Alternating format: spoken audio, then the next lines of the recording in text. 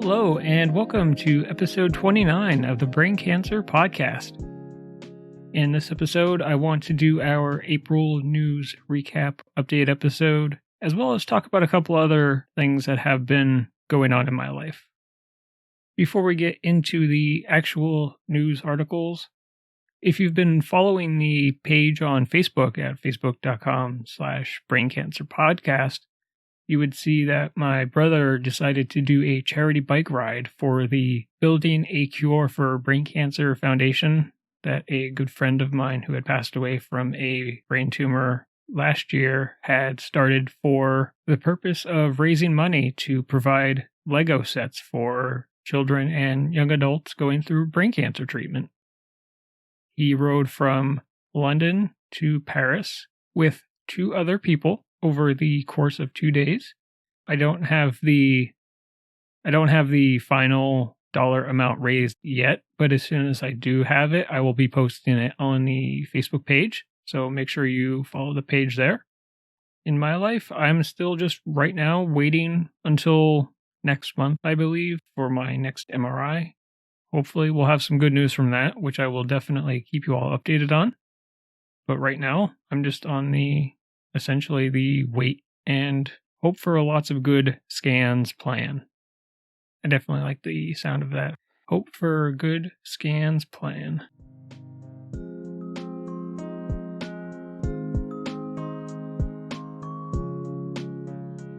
I want to start our coverage with a story that you might have already heard about, and it is still an ongoing issue. This had actually made national news. It involves Colonia High School in Woodbridge, New Jersey, which so far has counted 115 people who attended or worked there to have had a brain tumor. One of the initial articles discusses Al Lupiano, an environmental scientist and a 1989 graduate of the New Jersey High School.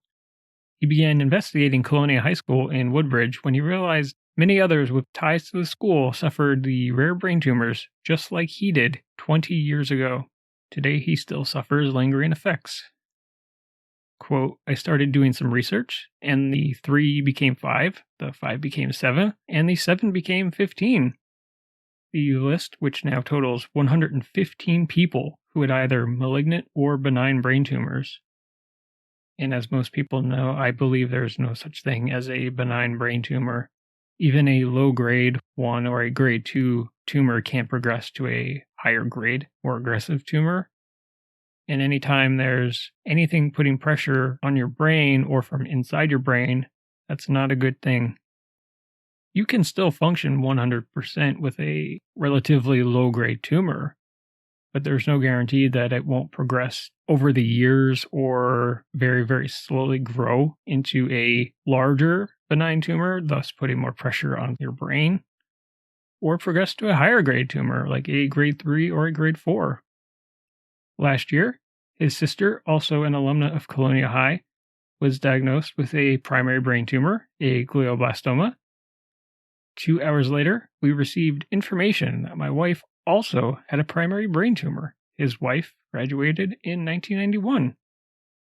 On March 29th, 2022, he wrote an article in a local newsletter asking for help to identify people who developed the brain tumors, to collect data, to plan further steps, to find answers, and a probable cause. Quote, a few weeks ago, we suddenly and tragically lost my 44-year-old sister, Angela, who graduated Colonia High School in 1995 to a glioblastoma on her left side. The same day my sister was diagnosed, August 2021, I received the devastating news that my wife Michelle also has a very large 3-centimeter, very rare brain tumor called an acoustic neuroma, aka vestibular schwannoma, on her left side. Once this article came out and this got some national coverage, the parents of the children in the school right now and teachers were naturally very nervous and demanded some sort of investigation. And in an update just posted a couple days ago, a petition was created to demand a public meeting with state officials in New Jersey and federal authorities over concerns about the medical mystery at a high school following dozens of diagnoses of brain tumors. Every inch of Colonia High School, part of the Woodbridge Township School District, from buildings to fields, is being tested for radiation to determine if there is a link between the school and the number of other cancer cases diagnosed amongst former students and staff. But according to the Change.org petition launched Tuesday, complete results aren't even anticipated to be received until the end of May. The school stayed open, with local officials apparently telling parents that, quote, at this time, there is no discernible health or wellness threat to students, staff, or visitors at Colonia High School, according to the petition writers. To me, this seems like sort of a bog standard excuse, because it took 30 years for one person to start to put together that there are all of these brain tumor cases, that the one thing they all have in common is that they were all students or faculty at this specific high school. I watched a YouTube video where they were wheeling around these little thingies to check for radiation levels around the high school. And like it said in the article, some of these results aren't even going to be available until the end of May 2022. We also do know that New Jersey has the highest number of Superfund sites in the entire country, with 113. For such a small state, that is an awful lot of Superfund sites. For anybody that is not familiar with what a Superfund site is, they are polluted locations in the United States requiring a long-term response to clean up hazardous material contaminations. As of June 12, 2019, there were 1,344 Superfund sites on the national priorities list in the United States. New Jersey, California, and Pennsylvania have the most sites. These are areas that are so polluted, the Environmental Protection Agency had to create a list of all of these super polluted places so that they can be cleaned up at a high priority. As the weeks and months go by, I will definitely be following the story and posting updates as and when the news comes out. Next up, I want to talk about this article, which is entitled Genomic Sequencing is Changing Diagnosis and Treatment for Patients with Brain Cancer. Patients diagnosed with a type of brain tumor survived longer when they were treated aggressively with surgery, radiation, and chemotherapy. But far from suggesting that more treatment always leads to better survival, the study by UC San Francisco underscores the critical role of genomic profiling in diagnosing and grading brain tumors. This article directly references all of the changes that the WHO made this past year for grading and classifying brain tumors. UCSF researchers followed 38 patients with a tumor type that was reclassified by the World Health Organization in 2021 from a grade 2 or 3 glioma to a glioblastoma, IDH wild type, CNS, WHO, grade 4, based on its molecular features. The new, more accurate diagnosis comes from genomic profiling, in which the DNA alterations that drive tumor growth are identified. The previous diagnosis was determined by traditional microscopic comparisons between cancer cells and normal cells. All patients underwent genomic sequencing using the UCSF 500 cancer gene panel and were offered treatment consistent with a conventional glioblastoma, the deadliest and most common adult brain tumor. The length of their survival was compared with a retrospective cohort of 130 patients with the same tumor type, whose treatment regimens were more conservative in line with the previous tumor classification. The first group of patients survived an average of 24 months, while the second group survived an average of 16 months. The researchers reported in their study, appearing in the online issue of Neuro-Oncology on April 8, 2022, and publishing in the journal's print version later this year. Quote, the study shows that genomic profiling resulted in more aggressive patient management that ultimately led to improved clinical outcomes compared to the biologically matched historical patient cohort, end quote, said senior author David Solomon, assistant professor at the UCSF Department of Pathology, and a principal investigator of the UCSF Glioblastoma Precision Medical Program. The article continues that early and evolving glioblastoma may have underlying biologic differences. This is particularly fascinating to me. In studying the MRIs of the first group of patients, the researchers found that 33 of the 38 had imaging features suggestive of a lower grade glioma, while the remaining 5 had imaging features suggestive of conventional glioblastoma, such as peripheral enhancement and dead tissue. While both groups were histologically and molecularly indistinguishable, the first set, so-called early/evolving glioblastoma, may have, quote, underlying biologic differences in the immune microenvironment and an intact blood-brain barrier that may affect treatment efficacy. The UCSF research was prompted by a landmark 2015 study by the Cancer Genome Atlas Research Network that performed genome-wide analysis on 293 grade 2 and grade 3 gliomas. Researchers identified a subset of patients, approximately 1 in 5, who lacked an IDH mutation, a molecular biomarker known to be associated with better outcomes. The genomic profile of this subset, which was categorized as IDH wild-type glioma, mirrored that of the UCSF patients. Patients in this subset were on average 50 years old at diagnosis, about 5 to 10 years older than the patients with IDH mutant gliomas. That is one thing that we do know, is that the IDH mutation is far more common in younger patients. And this article is attempting to possibly find out why. The results of this study not only led to the treatment objective of the UCSF study, but it also solved a conundrum that had bedeviled neuro-oncologists for years. Why some grade 2 and grade 3 glioma patients progressed slowly and survived for several years, while others advanced rapidly and died within a year or two. Quote, historically, we've relied on what pathologists see under the microscope to guide treatment, which can be subjective to the pathologist's experience and the size of the sample collected from the neurosurgeon. For patients with tumors that are not surgically accessible, this may mean undersampling a tumor, which could lead to a patient being misdiagnosed, undertreated, and ineligible for clinical trial enrollment. Future research may further extend the survival of patients with IDH wild-type glioblastoma, said Taylor, who is affiliated with UCSF Weill Institute for Neurosciences. Integrating genomic profiling into the pathology report, which takes a small quantity of brain tumor cells, means that doctors can be more confident in their treatment recommendations, enabling more patients to take part in clinical trials. As everybody knows, I am a huge proponent for clinical trials and believe that there is no such thing as a failed trial.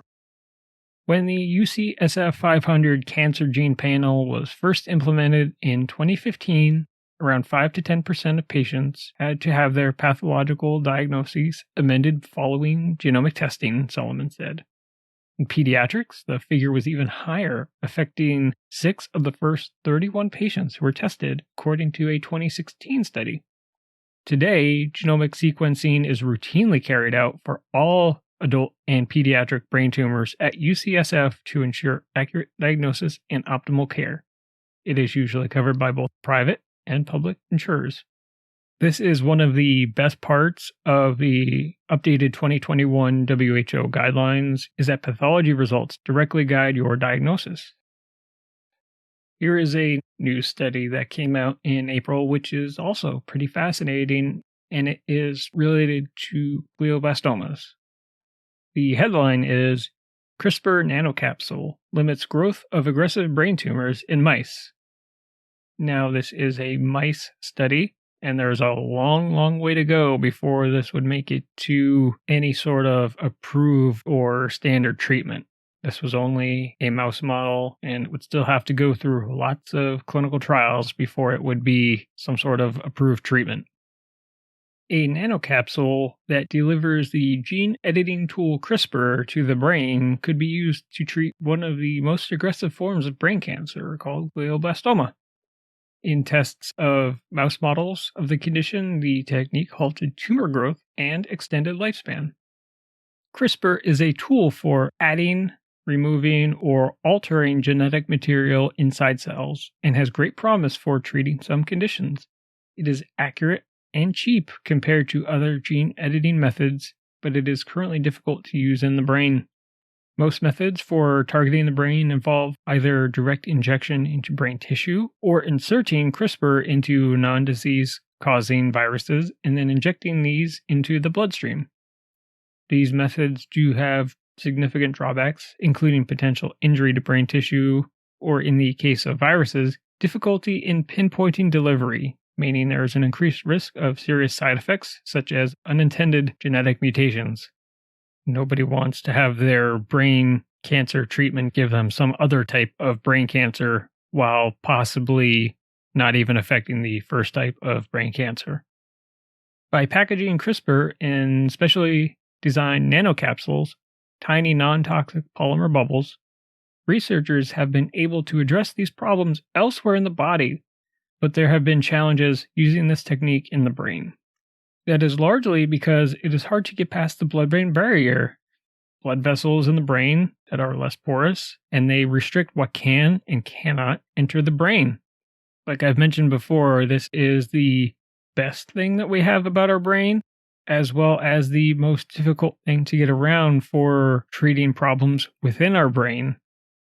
Now, Yan Zhu at the Henan Macquarie University Joint Center for Biomedical Innovation in China and colleagues have designed a new kind of nanocapsule that was able to cross this barrier and deliver CRISPR therapy in mice with brain tumors. In this instance, the researchers used CRISPR to target a gene called PLK1, which regulates the development of new cells, and in glioblastoma essentially acts in overdrive. In the study, tumor growth stalled in mice treated with a single tail injection, and they had a median survival time of 68 days, compared with 24 days or less in the control group, which were given microcapsules containing either non-targeted genetic material or saline solution. What's more, the new technique caused negligible, fewer than 0.5% unwanted genetic mutations in tissue where they were more likely to arise. At just about 30 nanometers in size, the nanocapsule is much smaller than many currently in use, which often range from 100 to 500 nanometers. It also has a nearly neutral charge. Positively charged nanoparticles are toxic to the body, so usually get targeted and destroyed in the bloodstream. Quote, to the best of our knowledge, our nanocapsules represent a foremost non-invasive and non-viral strategy for effective and safe brain delivery and glioblastoma gene therapy. Much more testing is needed, he says, but it is a very encouraging first step. The researchers are hopeful that this technique could also be useful for treating brain conditions beyond glioblastoma. The last article for today will be talking about CAR T cell therapy, which I had previously talked about in our immunotherapy episode. I specifically wanted to include this article because this is what was responsible for the death of somebody that I did know who had back when it was called a diffuse pontine gliomas, but now they are all under diffuse midline gliomas. This one is specifically about younger patients with diffuse midline gliomas. Updated Phase 1 trial data presented at American Association for Cancer Research annual meeting show that patients experience periods of radiographic and clinical improvement after receiving multiple doses of the treatment. It is one of the first CAR T cell therapies to show a durable benefit in multiple patients with solid tumors, according to the investigators. It is among the most common forms of pediatric brain cancer and is universally lethal, usually within a year, she said. It is a horrific disease that we used to know very little about, she told Helio. It is a horrific disease, and I've seen how bad this disease really can be. Results from the study presented at last year's meeting showed that the therapy caused radiographic tumor regressions but lacked durability, according to the assistant professor of pediatrics in the Division of Hematology and Oncology at Stanford University. Quote, "We had one amazing response to this therapy, but it came back less than 90 days later," he told Helio. "We realized that we needed to retreat patients more frequently. The investigators initially waited for disease progression to occur before providing additional doses to patients," they explained. A year later, this strategy has shifted to additional doses at an average of 6 weeks apart, range 4 to 8, via intracerebral ventricular administration directly into cerebral nervous system fluid. The trial also started treating patients at dose level 2, which tripled the initial IV dose to 3 million cells per kilogram. With this, we have seen several patients have more durable radiographic and clinical responses. While this is a fairly small study, with only 13 patients and a median age of 14 years, with a range of 14 to 30, in a single center phase 1 dose escalation study, 11 patients received the investigational treatment, including 8 patients at dose level 2. 3 patients treated at dose level 2 experienced dose-limiting toxicity in the form of grade 4 cytokine release syndrome. All patients had symptoms related to using standard care methods. No dose-limiting toxicities occurred for patients treated at dose level 1. While this is a small study, it is definitely a step in the right direction. These diffuse midline gliomas are a particularly bad type of brain tumor that don't solely affect pediatric patients and are very possible, if more uncommon, in adults. Any type of clinical trials that we can use to effectively reduce the amount of people that ultimately don't survive from a cancer diagnosis like this is a good thing. And I feel for any type of pediatric cancer, it's totally different to me. I'm an adult. I got to have a childhood. It's so unfair when we see these kids who have to spend their childhoods at the hospital or constantly getting radiation or chemo or surgeries. And it's just not something that any kid should be going through. It's totally different for me as an adult. To me, it's just something that no kid should be going through. I didn't realize that this episode was already getting a bit long and I had only talked about 4 articles. So I will be posting a couple more on the Facebook page, and I'll try and post more every day or every few days when I come across more. But I think we're going to wrap this episode up here. I want to say thank you all so much for taking the time out of your day to tune in and listen to the show. It's just something I really enjoy doing. I've met so many amazing people, and I want to keep doing this for as long as I possibly can. It's also a show for you, so if you want to come on, please just let me know. Send me an email at braincancerpodcast@gmail.com. Never hesitate to reach out if you need anything, or if you want to ask questions, give me feedback, good, bad, whatever it might be. Definitely follow the page on Facebook too, as I post there every single day at facebook.com/braincancerpodcast. You can always send me a message on there as well. I do check that every day. You can follow me on Twitter at twitter.com/braincancerpod. As of right now, I don't use Twitter as much, and I definitely need to step it up a little bit. Feel free to give the show a review on whatever podcast app you use and give the show a follow or like, whatever it might be. All of that stuff really helps. I'm not sure exactly what the next episode will be, but I am trying to find a day after my brother gets back. Well, he is back now, but I want to give him a couple weeks to kind of recoup because he had to go right back to work.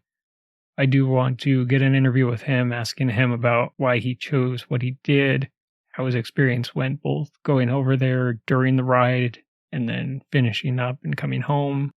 I think that would be a really good episode as well, and hopefully we can get that done sometime this month. Please let me know if there's any other specific topics that you want me to cover. There is one other that I definitely have lined up in the pipeline, which I will definitely be doing probably over the next month. I'm trying to do at least 2 per month and have some sort of a schedule. But I don't want to take up any more of your time, and I will be signing off right about now. Thank you so much for tuning in. Have a great day or night, and I will talk to you again soon. Bye.